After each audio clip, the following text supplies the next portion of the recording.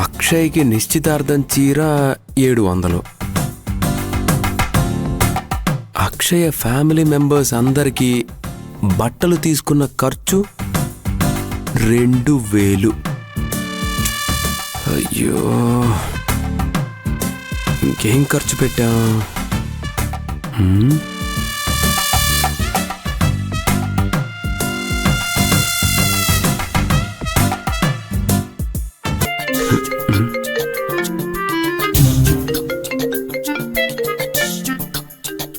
అరే, నా పిల్ల ఫోన్ చేస్తుందే.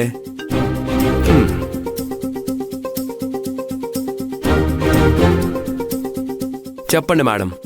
సార్ ఏం చేస్తున్నారు? నిద్రపోతున్నారా ఏంటి? లెక్కలు అదే ఆఫీస్ లెక్కల్లో కాస్త తేడా వస్తే సరి చేస్తున్నాను. అదయ్యాక నిద్రపోతాను. ఓహో, అయితే నన్ను గుర్తు చేసుకోవట్లేదన్నమాట, అంతే కదా? అయ్యో, మిమ్మల్ని మర్చిపోతే కదండి గుర్తు చేసుకోవడానికి. నమ్మేశాంలే. నా కోసం నిశ్చితార్థం చీర కొన్నారు కదా, నాన్న చెప్పారు. ఇంతకీ ఏ కలర్ కొన్నారు? Pink colour. పింక్ కలరా? నాకు చాలా ఇష్టమైన కలర్. ఆ కలరే తీసుకోమని నేనే మీకు చెప్దాం అనుకున్నాను. ఇంతలో మీరే తీసుకున్నారు. ఎలా అండి? నా ఫేవరెట్ కలర్ కూడా పింక్ కాబట్టి. అలాగా? చూసారా, మన ఇష్టాలే కాదు, మన ఇద్దరి ఫేవరెట్ కలర్స్ కూడా ఒక్కటే. అవునవును, కరెక్టే. అవును, చీర ప్రైస్ ఎంత? అమ్మో, ఇప్పుడు 700 అని చెప్పానంటే బరువు గంగలో కలిసిపోతుంది. హుషారుగా ఉండాలరా రాజా.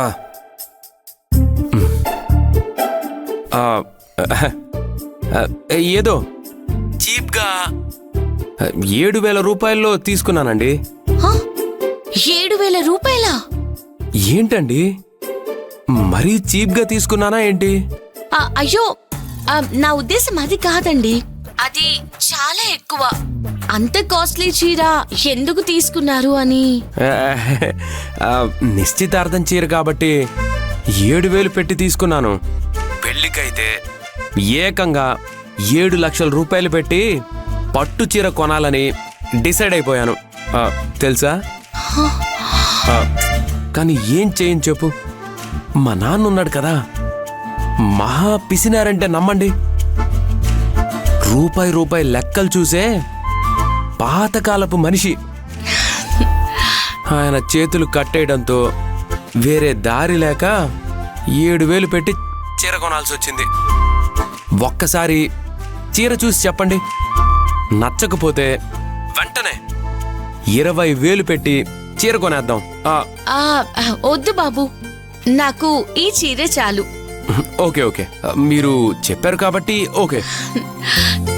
మరి ఇంకేంటి విశేషాలు? రేపు మన నిశ్చితార్థం, అదే పెద్ద విషయం. అదేంటి, అది నాకు తెలీదా ఏంటి? మరి తెలుసు కదా. Bye, good night. అప్పుడే గుడ్ నైటా? ఇప్పుడు ఎంత త్వరగా గుడ్ నైట్ చెప్తే రేపు అంత త్వరగా గుడ్ మార్నింగ్ చెప్పొచ్చు. బాయ్. హలో, పెట్టేసిందా?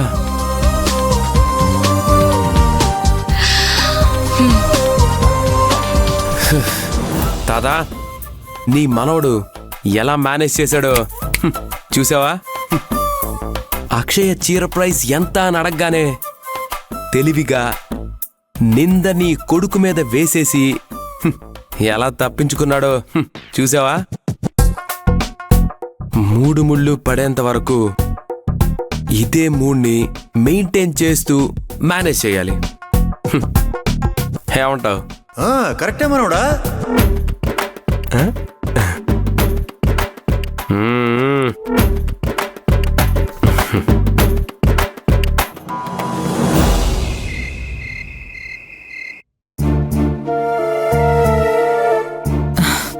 రేపు రాజా అక్షయల నిశ్చితార్థం. నేను ఎలాగైనా వెళ్ళాలి. ఎలా వెళ్ళాలి? మా ఆయనకి తెలియకుండా అయినా వెళ్ళొచ్చు, కానీ ఆ రాక్షసి ప్రణితను దాటి ఎలా వెళ్ళాలి?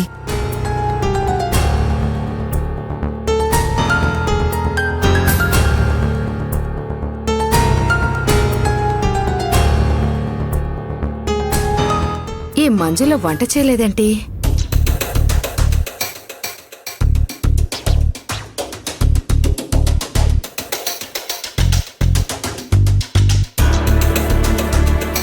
వంట చేయడానికి కూడా తీరికలేనంతగా ఏం ఆలోచిస్తోంది?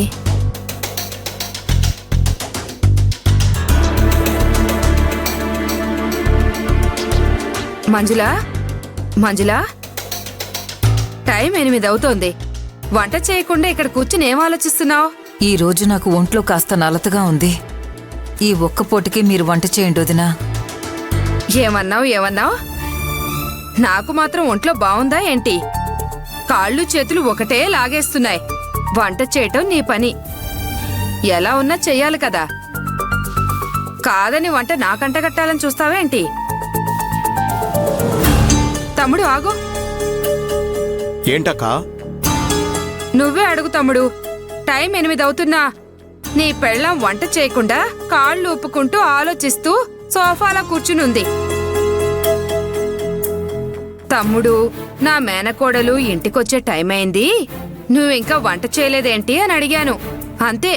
నువ్వెవరు నన్నడగడానికి? కావాలంటే నువ్వే వంట చేసుకో అని నా మీద ఇంతెత్తులు లేచింది తమ్ముడు. వదినా, నేను మీతో ఏం చెప్పానో మీరు మీ తమ్ముడికి ఏం చెప్తున్నారు? నువ్వేం చెప్పావో అదే నా తమ్ముడితో చెప్పాను. అక్క నువ్వు ఆగు. ఏమైంది మంజులా? ఎందుకు నీకు నచ్చినట్టు చేస్తూ ఏది పడితే అది మాట్లాడుతున్నావు? ఏంటండి మీరు? మీ అక్క ఏది చెప్తే అలాగే నమ్మేస్తారా? ఒంట్లో నలతగా ఉంది, నా మనసేం బాలేదు వదినా అని చెప్పి ఈ ఒక్క పూటకి మీరు వంట చేయండి అని మాత్రమే చెప్పాను. అంతేకాని ఆవిడ చెప్పినట్టు కాళ్ళుపుతూ ఖాళీగా ఏం కూర్చోలేదు. విన్నావా తమ్ముడు? నేను కూడా అదే కదా చెప్పాను. మీరు చెప్పిందేంటో అందరూ విన్నారు వదినా. మీ తమ్ముడు మీ మేనకోడలపై మీకు మాత్రమే బాధ్యత ఉన్నట్టు నటిస్తున్నారేంటి? నువ్వు చెప్పినా చెప్పకపోయినా మా అక్కకు మాపై ఎప్పుడూ బాధ్యత ఉంటుంది. అది అలా చెప్పు తమ్ముడు. నా తమ్ముడంటే ఏమనుకున్నావు? ఆగండి. అసలైన టాపిక్ వదిలేసి ఏదేదో మాట్లాడుతున్నారేంటి? మై డియర్ మమ్మీ, సడన్ గా నీ ఆరోగ్యానికి మనసు బాలేకపోవడానికి ఏంటి కారణం? అంత సీరియస్ గా దేని గురించి ఆలోచిస్తున్నావు? నువ్వు చెప్పవు కదూ? విత్ యువర్ పర్మిషన్ నేను చెప్పనా? రేపు పొనికి మాలిన దానికి పరమపసనారుడికి నిశ్చితార్థం జరుగుతోంది. దానికి ఎలా వెళ్ళాలా అని ఆలోచిస్తూ ఈ వేషాలేస్తున్నావు. ఆమె రైట్ మమ్మీ? అవునే. అయితే ఏంటిప్పుడు? చూసారా డాడీ,